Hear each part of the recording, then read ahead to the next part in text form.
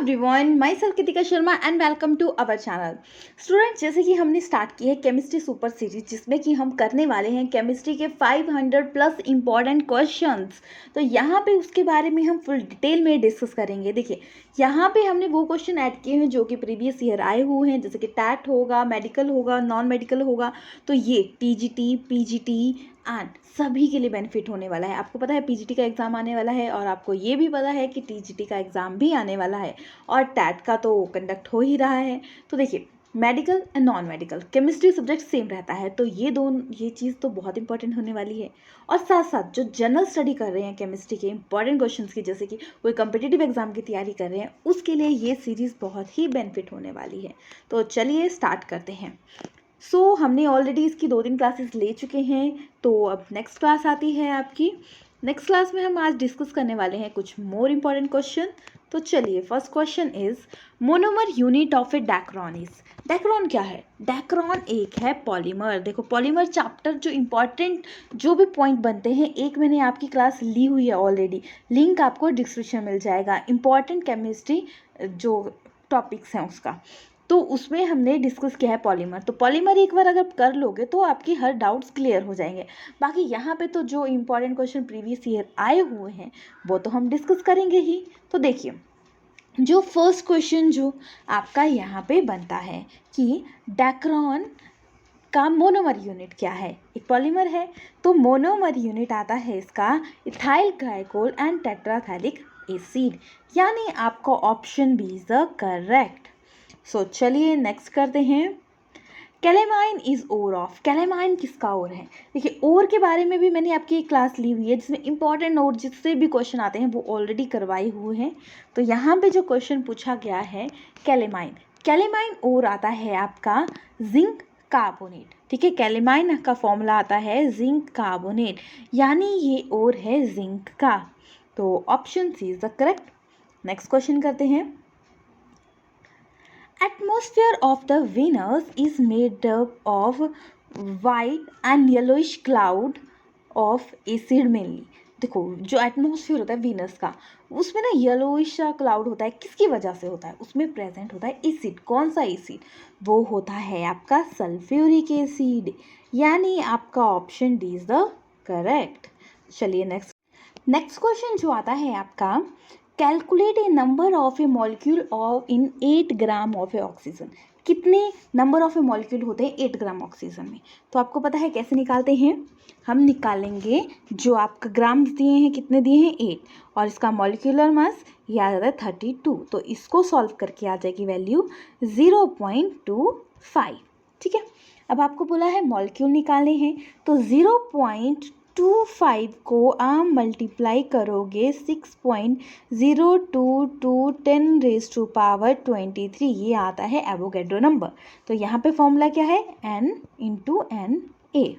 ठीक है, तो इसको कैलकुलेट करके जो वैल्यू आगी वो आती है आपकी 1.5055 10⁻23। अब आप सोचोगे कि यहाँ पे तो ऑप्शन 5 का है। देखिए, 5 जो है आपको पता है, जब आप राउंड ऑफ करते हो तो 5 या 5 से अब हो तो हम पीछे 1 रखते हैं और 2 ही वैल्यू को कंसीडर करते हैं। तो यानी आपका ऑप्शन आ जाता है डी करेक्ट। ठीक है, चलिए अब when ice cube made entropy of A water. तो देखो, आपको पता है एंट्रोपी होती है डिसऑर्डर जो भी किसी सब्सटेंस में होता है। तो आपको पता है थर्मोडायनामिक का थर्ड लॉ, जिसमें बोला गया है कि आइस क्यूब जब सॉलिड में जाते हैं, जैसे कि वाटर 3 स्टेट में एग्जिस्ट करता है, तो जब जैसे टेम्परेचर इंक्रीज करेगा एंट्रोपी इंक्रीज करेगी। थर्ड लॉ बोलता है at absolute zero entropy is 0, यानी डज नॉट चेंज, यानी ऑप्शन इज द करेक्ट। चलिए नेक्स्ट करते हैं। Colour of Ni2 positive salt are. क्या आएगा? जो कलर होता है, देखो, जब इसमें जैसे कि एक्साइटेड स्टेज में जाता है, वहाँ पे जो कलर ऑब्जॉर्ब होता है वो होगा सॉल्ट का कलर। तो Ni क्या निकल कौन सा ऑब्जॉर्ब करता है? ये करता है ग्रीन कलर, यानी option B is the correct. Next, bronze is alloy of. Bronze, alloy की क्लास हमने ऑलरेडी ली हुई है, जहाँ की हमने ये सारी इंपॉर्टेंट एलॉय किए हुए हैं। सो चलिए, यहाँ पे एक अलॉय है जो कि बहुत बार पूछा जाता है, ब्रॉन्ज। ब्रॉन्ज एंड ब्रास दो बहुत इंपॉर्टेंट पूछे जाते हैं। तो ब्रॉन्ज आता है copper and tin and brass आता है आपका कॉपर एंड जिंक। मतलब जिसमें जेड लगा है ब्रॉन्ज वर्ड में तो उसमें जेड नहीं होगा, तो इससे भी आप याद रख सकते हो। सो चलिए नेक्स्ट करते हैं। मोल पर लीटर पर second are a unit of a rate constant for which reaction. तो देखो, थर्ड जो ऑर्डर है उसके लिए यूनिट होते हैं L2 मोल पर लीटर स्क्वायर पर सेकेंड, ठीक है। और सेकेंड ऑर्डर के लिए मोल पर लीटर, ठीक है, पर सेकेंड, पर मोल पर लीटर पर सेकेंड। फर्स्ट ऑर्डर के लिए पर सेकेंड। ज़ीरो ऑर्डर के लिए रहते हैं हमारे मोल पर लीटर पर सेकेंड, यानी ऑप्शन इज द करेक्ट। चलिए नेक्स्ट करते हैं। The value of A pH of A buffer which mixture of acetic acid and sodium acetate कितना रहेगा। तो बफर सॉल्यूशन ये होता है कि जिसमें अगर एसिड डालना चाहे थोड़ा सा अमाउंट में तो वो एसिड की तरफ मूव कर देगा, अगर बेस डाल लिया जाए तो बेस की तरफ मूव करेगा। तो value of A pH of buffer acetic acid and sodium acetate, जब इन दोनों को मिक्सचर किया जाएगा तो क्या वैल्यू रहेगी। तो वो वैल्यू रहेगी 4.75, यानी ऑप्शन इज द करेक्ट। चलिए नेक्स्ट करते हैं। Appropriate condition for the spontaneous process. Spontaneous process मतलब जो प्रोसेस खुद हो रहे हैं उनके लिए कंडीशन क्या रहती है। तो देखो, स्पॉन्टेनियस प्रोसेस होता है जिसमें आपको कोई एनर्जी नहीं देनी पड़ती, खुद प्रोसेस हो रहा है, ठीक है। तो डेल्टा जी डिनोट करता है गिव्स एनर्जी, मतलब कोई चीज़ है, कोई एनर्जी है, उसको कैसे यूजफुल वर्क में लगाया जाए। डेल्टा एस होती है एंट्रोपी। तो स्पॉन्टेनियस रिएक्शन के लिए एंट्रोपी जब होती है, स्पॉन्टेनियस रिएक्शन, स्पॉन्टेनियस मतलब खुद हो रहे हैं तो खुद तो कैसे मर्जी चल सकता है, तो एंट्रोपी इंक्रीज करती है और गिब्स एनर्जी डिक्रीज करती है, यानी आपके ऑप्शन आता है सी इज द करेक्ट, ठीक है। माइनस होता है, डेल्टा जी की वैल्यू माइनस आती है और आपकी डेल्टा एस की आएगी पॉजिटिव, ये चीज़ याद रखना। तो चलिए नेक्स्ट क्वेश्चन करते हैं। जिप्सम क्या है। जिप्सम एक है सब्सटेंस जिसका फॉर्मूला आता है आपका calcium sulphate two water molecule, ठीक है।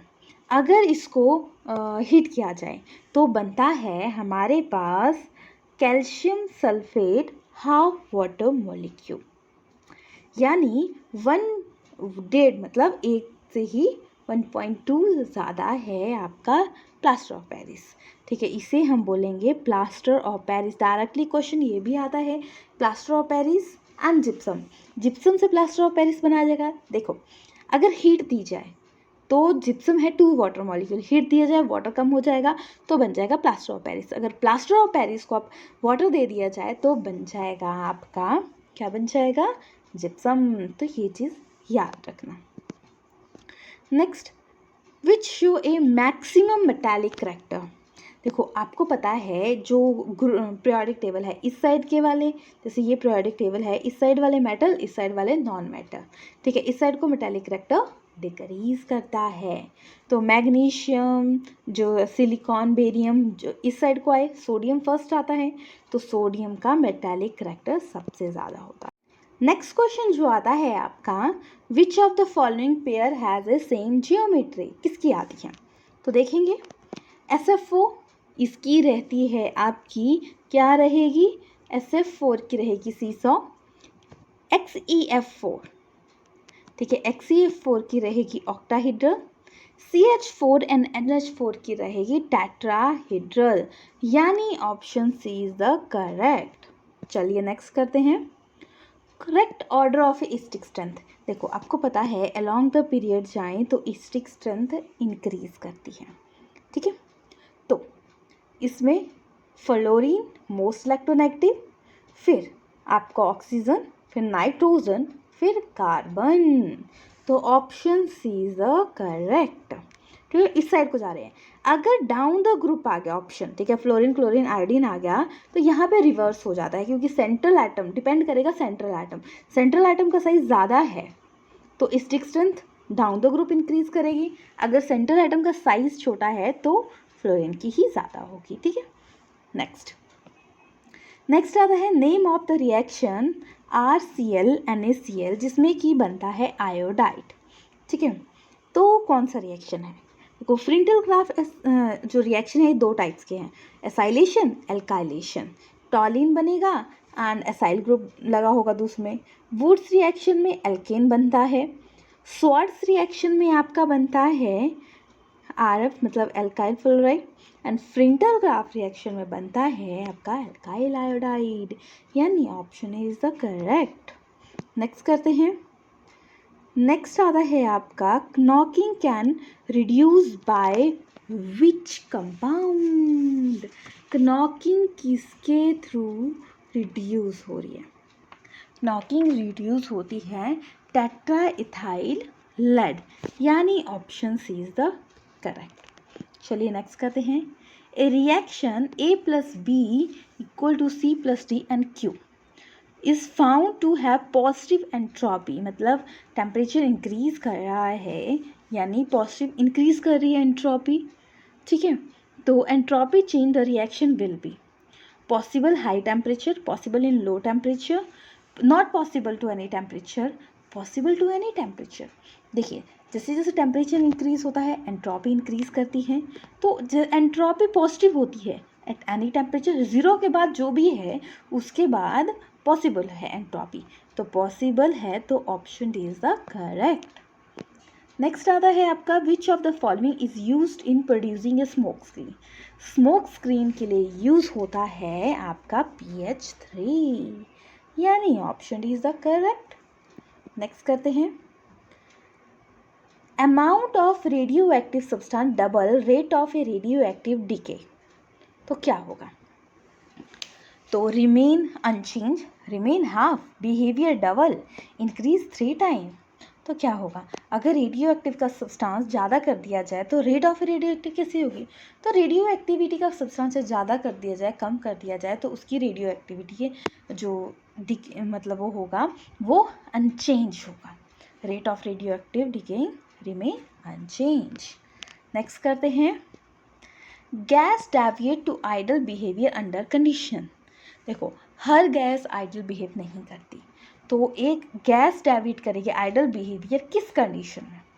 ये होगा हाई टेम्परेचर एंड आपका लो प्रेशर। तो यहाँ पे ऑप्शन में थोड़ी सी गड़बड़ हो चुकी है, क्योंकि यहाँ पे हाई टेम्परेचर आना था तो यहाँ पे प्रेशर आ गया है, तो यानी आप यहाँ पे टेम्परेचर नोट डाउन कर देना, high temperature and low pressure, यानी option B is the correct. Next आता है ऑक्सीडेशन नंबर ऑफ ए निकल इन K4NiCN4। तो देखो K4 4 आ जाएगी आपकी, प्लस निकल X प्लस साइनाइड की रहती है -1, तो -4 आ जाएगा, तो प्लस माइनस माइनस, तो ये हो जाएगी 0, यानी option A is the correct. Next करते हैं। What is the number of A proton in uranium. तो देखो नीचे आता है आपका क्या आ जाएगा, इलेक्ट्रॉन नंबर मतलब एटॉमिक नंबर, और ऊपर आता है मास नंबर। मास नंबर आपका आता है प्रोटॉन प्लस न्यूट्रॉन, जितने प्रोटॉन होते हैं उतने आपके इलेक्ट्रॉन होते हैं, तो इलेक्ट्रॉन कितने आ गए 92, तो यानी प्रोटॉन भी सेम होंगे, तो option A is the correct.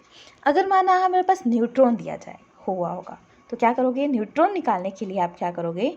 235 में से माइनस कर दोगे 92, तो आपके न्यूट्रॉन नंबर निकल जाएंगे। तो ये क्वेश्चन किसी भी वे से आ सकता है आपको। चलिए बढ़ते हैं नेक्स्ट की तरफ। Which isotopes of a hydrogen is radio active nature. देखो हाइड्रोजन के 3 आइसोटोप होते हैं, protium, deuterium and tritium. Protium एक आपका इलेक्ट्रॉन और आपका एक प्रोटॉन, ठीक है, और ट्रिटियम इसमें ट्रिटियम 1 and 3 2 आपके प्रोटॉन आ जाएंगे।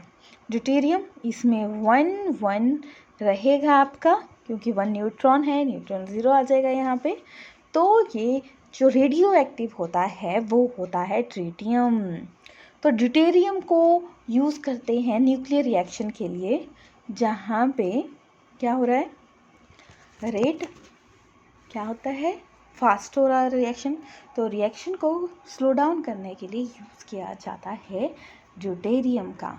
तो ड्यूटेरियम जो होता है रेडियो एक्टिव होता है, तो option B is the correct. Next, fullerene is allotropic form of. Fullerene जो एलोट्रॉपिक फॉर्म होती है वो होती है कार्बन। कार्बन की 3 एलोट्रॉपिक होती है, एक तो फुलरीन आ गई, एक हो गया आपकी ग्रेफाइट, एक हो गया आपका diamond.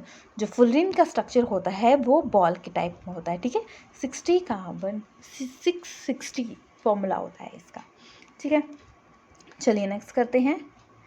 Which of the angle expected of A HNH in the ammonia. देखो, अमोनिया में प्रेजेंट होता है लोन पेयर। तो लोन पेयर की वजह से आपको पता है लोन पेयर जो और बॉन्ड पेयर में डिस्टेंस ज़्यादा हो जाता है, ठीक है। Repulsion bond to bond pair कम होती है compare to lone pair, and फिर lone to bond pair, and फिर बॉन्ड टू बॉन्ड पेयर।